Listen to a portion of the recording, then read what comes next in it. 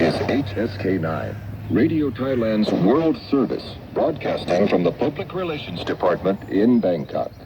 From the Public Relations Department of the Royal Thai Government, this is Radio Thailand News. สวัสดีค่ะ And this is Radio Thailand News Hour with me, Chorat Yong Jiranon. And with me, Nawarat Wong Arya. Starting off our national news.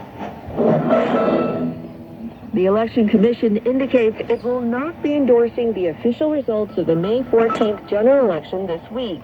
Meanwhile, Travel Index, a content-driven online platform for the travel and tourism sectors, rolls out its annual list of the top 25 restaurants in Bangkok.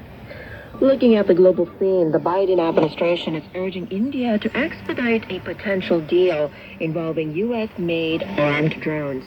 On the business agenda, Toyota announces its strategic plans to integrate high-performance solid-state batteries and other novel technologies into its future electric vehicles. All those top headlines and many more coming up.